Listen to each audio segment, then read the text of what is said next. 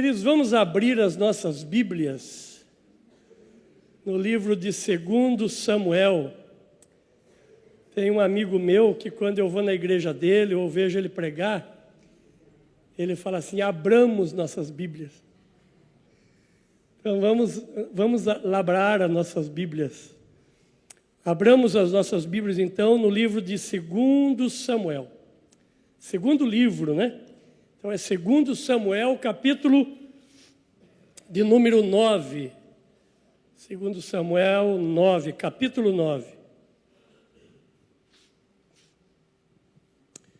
Eu quero ler com os irmãos do verso, o capítulo todo, ele é curto, 13 versos. A bondade de Davi para com o filho de Jonatã. Disse Davi: resta ainda porventura alguém da casa de Saul, para que eu use de bondade para com ele por amor de Jonatas? Havia um servo na casa de Saul, cujo nome era Ziba. Chamaram-no que viesse a Davi.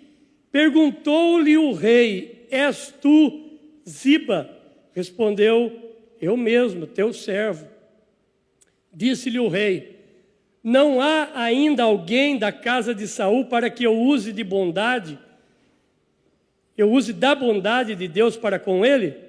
Então Ziba respondeu ao rei: ainda há um filho de Jonatas, aleijado de ambos os pés. E onde está? Perguntou-lhe o rei. Ziba lhe respondeu: está na casa de Maquir, filho de Amiel, em Lodebar. Então mandou o rei trazê-lo de Lodebar, da casa de Maquir, filho de Amiel. Vindo Mefibosete, filho de Jonatas, filho de Saul, a Davi, inclinou-se, prostrando-se com o rosto em terra. Disse-lhe Davi: Mefibosete. Ele disse: eis aqui teu servo. Então lhe disse Davi: não temas, porque usarei de bondade para contigo, por amor de Jonatas, teu pai, e te restituirei todas as terras de Saul, teu pai. E tu comerás pão sempre à minha mesa. Então se inclinou e disse: quem é teu servo para teres olhado para um cão morto, tal como eu? Chamou Davi a Ziba, servo de Saul, e lhe disse: tudo que pertencia a Saul, toda a sua casa dei ao filho de teu senhor.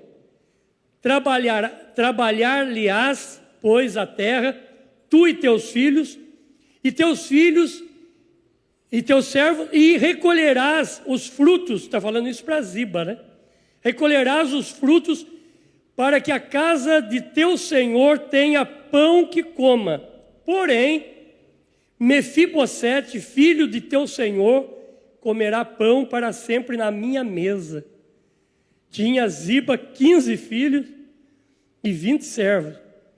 Disse Ziba ao rei: segundo quanto ao meu senhor, o rei manda, o teu servo assim o fará.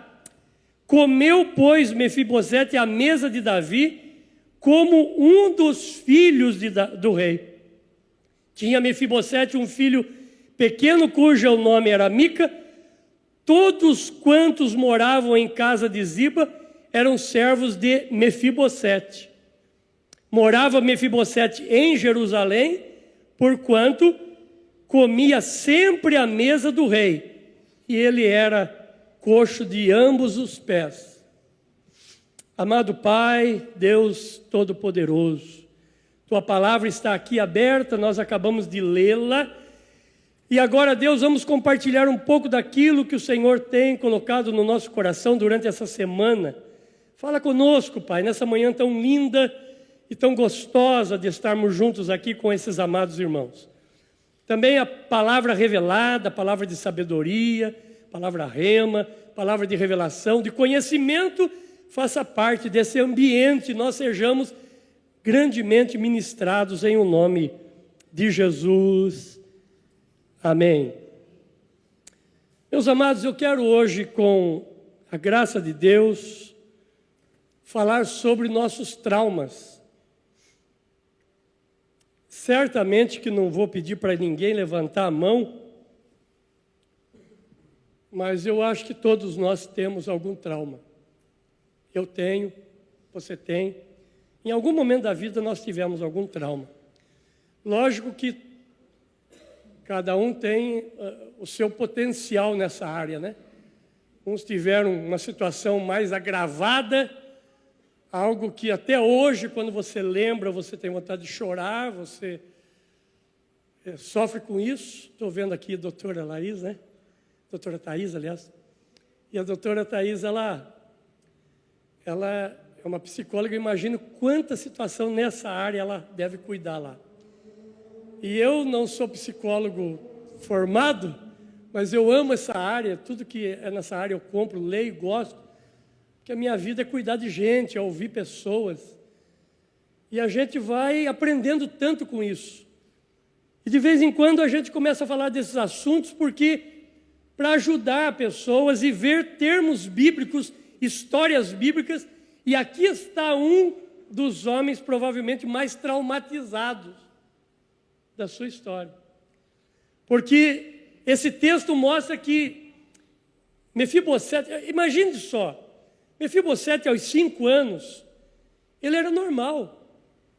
As pernas normal, a vida normal, fisicamente normal, provavelmente a sua saúde emocional normal, mas daí no momento de guerra lá, de batalha, ele tem que fugir.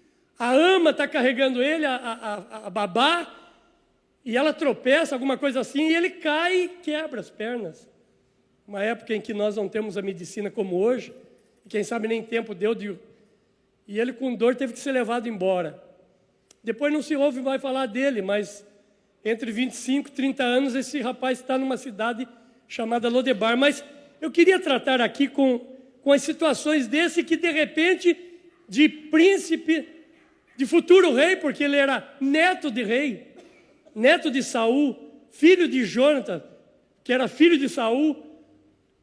Agora esse homem não é mais nada, não é ninguém, está lá na terra do esquecimento, porque Lodebar é isso, né, pastor Geraldo? Terra sem pasto, terra que não cresce nada. A história de Lodebar é tão interessante que diz que nem a água prestava.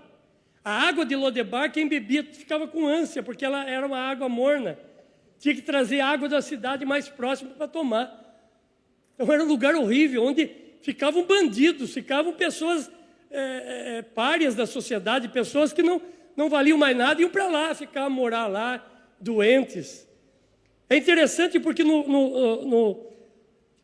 pega comigo aí, volta um pouquinho, 2 Samuel 4:4, pega comigo esse texto aí para você entender melhor. 2 Samuel 4:4, olha o que diz o texto aqui, ó. Jonatas, filho de Saul, tinha um filho aleijado dos pés. Era da idade de 5 anos quando de Jezreel chegaram as notícias da morte de Saul e de Jonatas. Morreu o pai e o avô. Então a sua ama o tomou e fugiu. Sucedeu que, apressando-se ela a fugir, ele caiu e ficou manco, e o seu nome era Mefibosete. Bom, aqui é o trauma físico, que já não é um trauma fácil de... toda pessoa que tem uma situação física, por mais que a gente vê ela ser alegre, existem traumas, lutas, porque a sensação não é aquilo que acontece, mas às vezes a sensação é que outras pessoas as olham com outros olhos, quando na verdade nós temos algumas pessoas aí hoje, a gente vê na mídia, que são excelentes naquilo que faz, melhores do que nós, que somos perfeitos e com todos os órgãos do nosso corpo, todos os membros do nosso corpo. Mas a verdade é que as pessoas, nesse caso aqui, ele sofria muito. Agora, ele não tinha só um trauma físico, olha o trauma emocional no capítulo 9 que nós lemos, olha o verso de número 8, quando o rei conversa com ele, e ele não acredita que o rei está falando. Verso 8, então se inclinou e disse, quem é teu servo? Servo naquela época era tido como escravo, gente da orelha furada, era como alguém que não tinha valor, que era um escravo sem nome.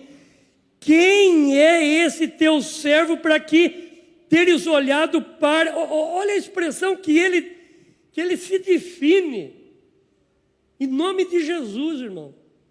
A gente precisa tomar cuidado com as nossas definições sobre nós mesmos. Com o nosso posicionamento. Porque às vezes Deus está nos olhando com bons olhos e nós ficamos aí olhando a gente como se a gente não valesse nada. Ele olha e diz assim, quem é esse teu servo? Porque olhes, tem olhado para um cão morto como eu. É triste isso, né? Eu sou um cachorro morto, como é que o rei vai se importar comigo? Irmãos, esse homem nasce num berço de ouro, Mefibosete. Nasce num berço esplêndido. Mas ele provavelmente tinha um sentimento agora, nunca mais serei rei. Até porque a própria lei deles, né, do judeu, dizia que uma pessoa com um defeito não poderia reinar. Mas não é só por isso, é porque ele sabia que era uma realidade na vida dele. Não vou poder ser um líder. E estou esquecido. E quando... É muito triste, porque quando Davi, em algum momento do seu reinado estabelecido, está tudo bem na casa de Davi, Davi faz uma pergunta para as pessoas que estão com ele, pastor Paulo. Seus comandados, para os seus valentes, seus filhos. O reino está bem, está tudo bem, nós estamos bem. Tem alguém da casa de Jonathan que eu possa fazer uma bondade? Irmãos, o original dessa palavra é que as traduções elas vão sendo feitas e às vezes elas vão perdendo um pouco o original, mas quem estuda isso profundamente diz que o original aqui do termo hebraico para bondade aqui é que eu posso usar de graça. É graça, é mais do que bondade, é graça, é favor para quem não merece. Tem umas frases na internet aí que tem uns negócios muito ruins na internet, né? Mas tem coisa boa também, né? Alguém que escreveu esses dias assim, quando tiver que fazer alguma coisa, faça para alguém que não pode pagar. Com alguém que não pode retribuir. Não é isso? Então, queridos, eu quero saber se eu posso... Tem alguém para mim fazer bondade. E eu aqui quero aproveitar. Irmão, quando você estiver num momento bom, o dinheiro estiver lá um pouco mais guardado, a coisa está bem, você olha para a família, está tudo bem, e você está vivendo bem, eu queria só sugerir, só uma sugestão. Perguntem na sua família, tem alguém que a gente pode ajudar? Eu faço essa pergunta para minha esposa, e eu faço isso no altar porque ela sabe. E ela sabe do que nós fazemos. A gente não sai contando, mas a gente fala assim, tem alguém que a gente pode fazer uma bondade agora? Então, queridos, é assim que funciona. Esse é o projeto de Deus para nós. Tem momento que a gente precisa de ajuda. Tem momento que a gente precisa da bondade de alguém. Quem já não precisou, irmão? Todos nós, em algum momento da vida, precisamos da bondade de alguém. Mas a hora que você estiver bem, pergunte para você e para a sua família, quem eu poderia usar de misericórdia? E de repente, às vezes não é nem dinheiro, viu, irmão? Às vezes é alguém que está precisando de você sentar para ouvir, para conversar. E se for dinheiro e você tiver, faz alguma coisa e faz para você e Deus. Bom, mas vamos continuar aqui. O verso diz aqui que, a história diz que alguém falou, tem um homem aqui chamado Ziba, ele sabe quem é que precisa de uma ajuda. Aí o rei perguntou para ele, você sabe de alguém, um filho de... Aí ele diz, eu sei, de um filho de Jonathan.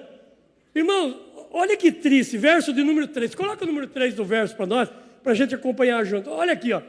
Disse-lhe o rei, não há ainda alguém da casa de Saul para que eu possa usar de bondade para com ele? Então Ziba respondeu ao rei. Não era para ele dizer assim, tem um rapaz, um moço, 25, 30 anos, chamado Mefibosete. Ele não diz isso, irmão. O que ele diz? Um filho de Jonas, o que ele fala aqui, a definição? Aleijado de ambos os pés. Isso não é para trazer trauma? Como é que Mefibosete era lembrado por nome de Mefibosete? Não. Você conhece aquele filho de... o aleijado de ambos os pés. Era essa a história de Mefibosete. Era assim que ele era lembrado pelo defeito. Não era lembrado pela vida, pela história, mas lembrado pelo defeito. E é muito triste isso. É triste quando isso acontece, às vezes, inclusive dentro da família. Quando no momento de discussão, alguém fala o nosso nome pelo nosso defeito. Quando alguém na sua casa fala de você, mas não fala o seu nome. Fala assim, mas você é assim. Isso é triste, isso é trauma. É coisas, às vezes, pequenas. Alguém pode dizer assim, isso é muito pequeno, não tenho a sensibilidade para isso aí. Não, eu sou maior. Tudo, graças a Deus. Se você vence, mas tem gente que não vence, irmão. Tem gente que ela está indo bem, quando alguém fala um defeito dela, ela paralisa. Porque ela não tem força emocional para continuar aquilo lá. Há ainda alguém para que eu use de bondade? Irmão, se em um momento da vida, um rei falho, pecador, sujeito a defeitos, como Davi, parou e disse assim, está tudo bem aqui, o reino está bem, tem dinheiro em caixa, está tudo bem, eu quero ajudar alguém. Se um dia Davi parou para fazer isso, eu imagino que Deus faz isso todo dia. E quem sabe Deus escolheu o dia 5 de junho, 10 horas da manhã, e está perguntando lá a alguém, naquele grupinho da Rock Antunes, que eu possa hoje usar de bondade.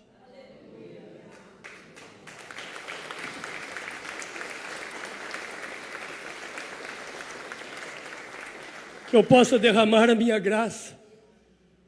Aí alguém disse assim, sim, ele é aleijado das duas pernas. E onde ele está? Além de ser aleijado das duas pernas, ele está em Lodebar. Piorou. Terra do esquecimento. Terra sem pasto. Terra que ninguém gosta, não planta, não nasce, não produz. Seco, nem a água é boa. E onde que ele está lá em Lodebar? Vai piorar, irmão. Olha o que diz o verso 4 aí, ó. E perguntou o rei a Ziba, está na casa, e ele disse, Ziba respondeu, está na casa de Maquir. Sabe o que significa Maquir? Trocado ou vendido. Esse era o tipo de pessoa que habitava lá. Como é que é seu nome? Meu nome é Maquir, quer dizer, vendido. Não tem valor nenhum, a turma me vendeu aí, me jogou aí. Um aleijado de ambos os pés, lembrado pelo seu defeito e não pelo seu nome, não pela história de ser neto de um rei, vivendo na casa de um vendido, de um trocado. Por que eu estou dizendo isso e piorando a história aqui, né? Porque de repente você começa a olhar para essa história e dizer assim, eu estou muito bem. Gente que entrou aqui hoje achando que não estava bem, que passou uma semana difícil, que sofreu um trauma, que sofreu uma decepção, uma frustração, porque você colocou expectativas erradas acima do que devia. Deus se lembra. E por pior que seja a situação, Ele se lembra e Ele manda buscar. Porque é o que o texto diz aqui, o verso de número 5, olha aí, ó, vamos acompanhar. Então o rei Davi mandou trazê-lo. Eu queria com os irmãos pegar esse verso 5 aqui e eu não sei, quando tem um pastor pregando aqui, o pastor Paulo, o pastor Geraldo, os pastores que pregam aqui, quando eles estão pregando aqui, pastor Gisele, estão pregando aqui, eles começam a falar alguma coisa, eu viajo, eu vou viver aquele momento lá. Viva comigo esse momento. Está lá a terra sem pasto, irmã, triste. Está lá Mefibosete vivendo aquela vida esquecida, quando alguém diz assim, tem uma carruagem do rei encostando aí. Deve ter sido isso, irmão. Eles não foram lá de fusquinha, não, eles foram lá de carruagem, de Honda Civic, da época. Chegaram lá e encostaram. E alguém diz assim, quem é Mefibosete? Onde está Mefibosete? É bem provável que Mefibosete disse, chegou a hora da minha morte. E eu vou dizer por quê. Aliás, vou dizer por dizer, porque você já sabe.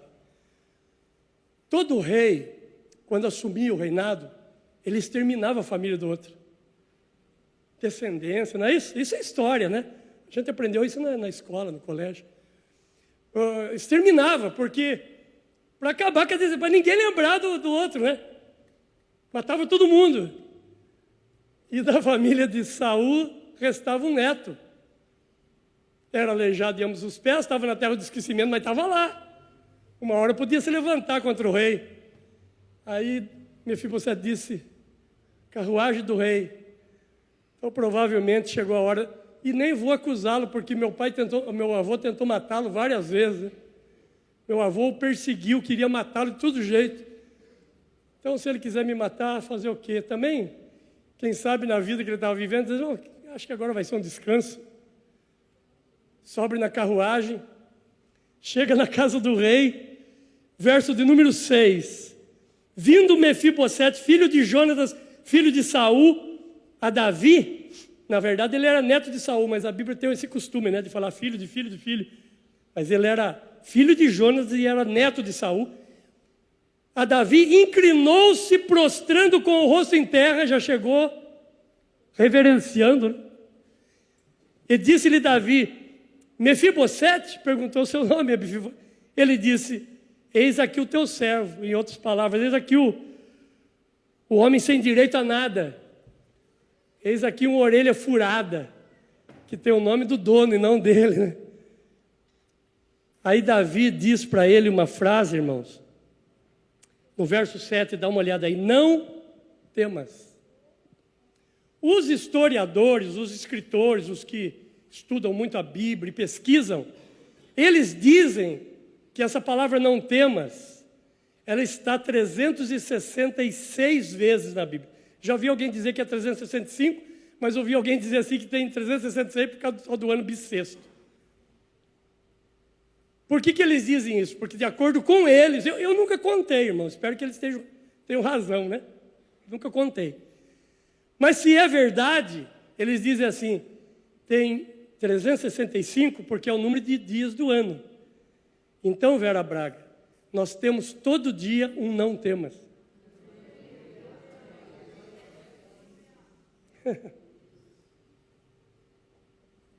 A palavra aqui é não temas.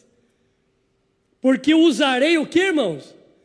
De bondade, na palavra original de graça. De favor que você não merece. Graça é um negócio lindo, irmão. Eu já preguei sobre a graça aqui. Tem muitas definições de graça, né? Tem a definição muito conhecida por todos aí, que é favor imerecido. Mas eu tenho uma definição de um escritor que eu gosto demais, do Lucato, Max Lucato. Eu acho que, na minha visão, a definição mais linda de graça que alguém pode ter é o que o Max Lucato tem. Ele diz assim que graça é o seguinte, nada que você faça para Deus, para agradar a Deus, para ajudar a Deus, vai fazer com que Deus te ame mais do que Ele já ama. Bom, é bonita essa frase, mas a segunda é mais linda. Nada que você faça que desagrade a Deus, que não seja algo bom, que seja algo, um defeito, uma falha, uma fraqueza, um pecado, vai fazer com que Deus ame você menos do que Ele já ama. Eu acho linda essa definição de Max Lucado. Isso é graça. É lógico que eu não vou usar da graça para pecar, né? Mas se eu pecar, Deus não vai me amar menos, irmão. Você tem 2 filhos, um só dá alegria, outro dá dor de cabeça.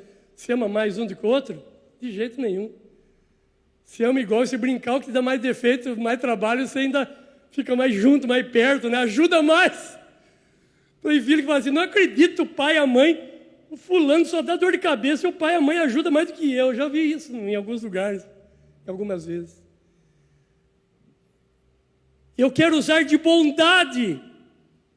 Usarei de bondade para contigo por amor de Jonatas, teu pai, e te restituirei todas as terras. O homem passou a ser fazendeiro agora.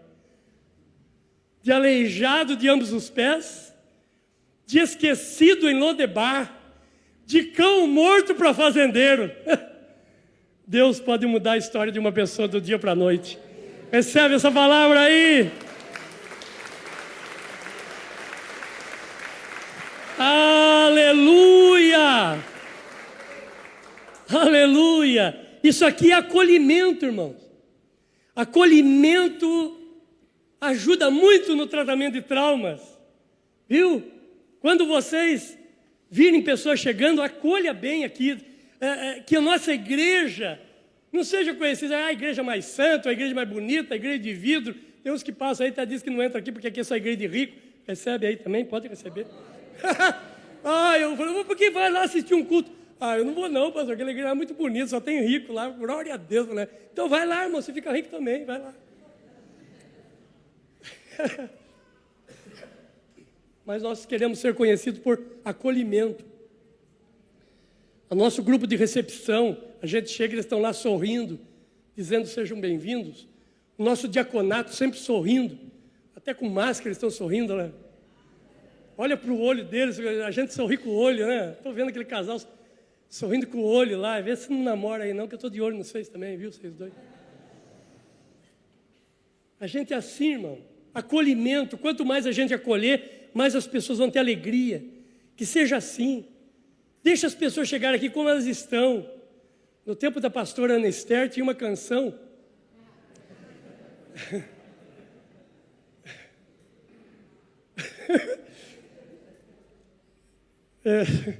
Agora que você está dizendo, eu não consigo cantar a canção.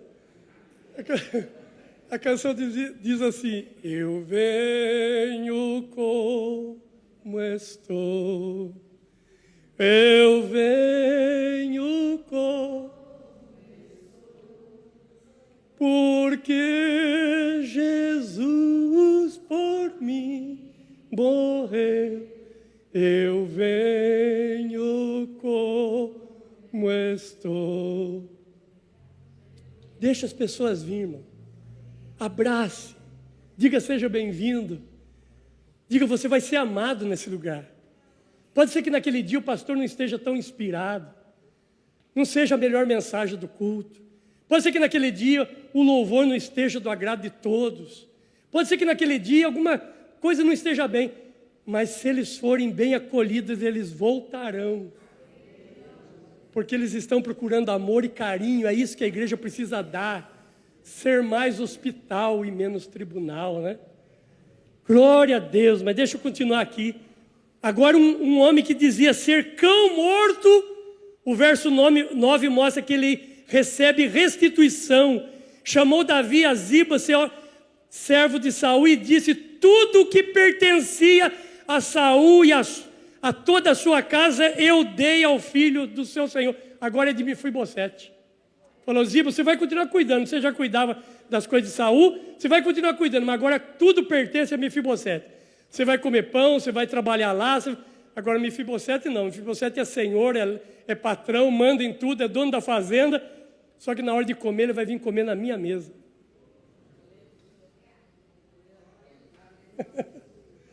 Irmãos, dá uma olhada em 4 versos. Verso 10. Verso 7, verso 7. Volta para isso. Então disse Davi: não temas, porque usarei de bondade para contigo por amor de Jonatas, teu pai, e te restituirei todas as terras de Saul, teu pai. Olha a expressão que eu quero tratar aqui em 4 versos. E tu comerás pão, onde, irmão? Sempre à minha mesa. Verso 10. Verso 10, trabalharás, pois, a terra, tu e teus filhos, teu servo recolherá os frutos. Está falando para Ziba, para que a casa do seu senhor tenha pão que coma. Porém, Mefibosete, filho de teu senhor, comerá pão, o que, irmão? sempre à minha mesa. Verso 11. Disse Ziba ao rei: segundo tudo que me mandou o Senhor, o rei mandou seu servo, assim fará. Comeu, pois, Mefibosete à mesa de Davi como um dos filhos do rei. E verso 13. Morava Mefibosete em Jerusalém, porquanto comia sempre à mesa do rei. Ele era coxo de ambos os pés. Agora, não é mais para dizer defeito, é para dizer assim: na mesa do rei tem lugar para todo mundo.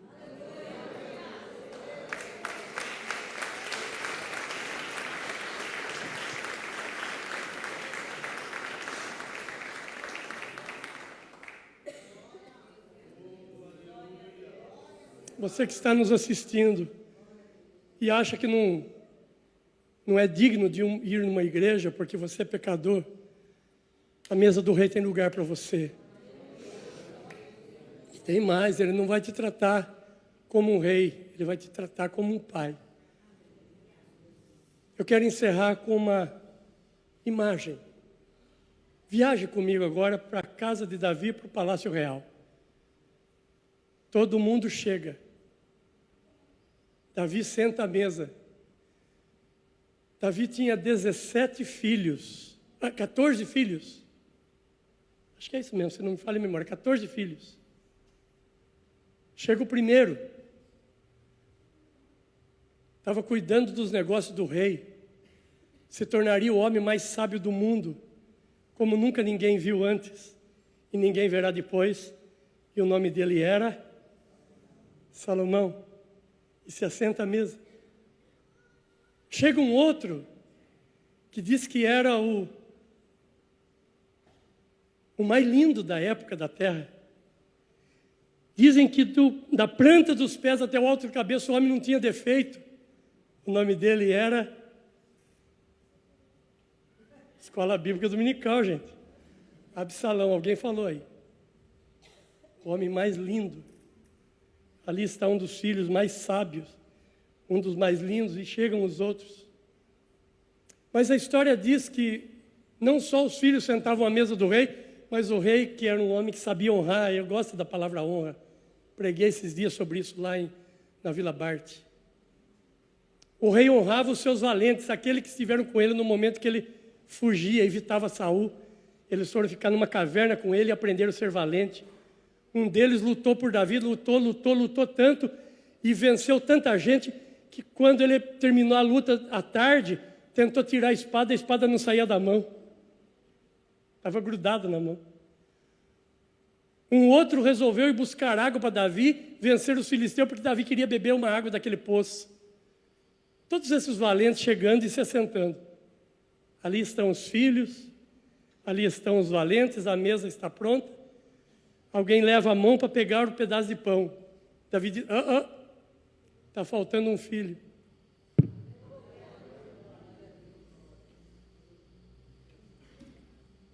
Alguém pode, não tinha, logicamente ninguém questionou, mas alguém pensou assim: mas que filho, está tudo aqui?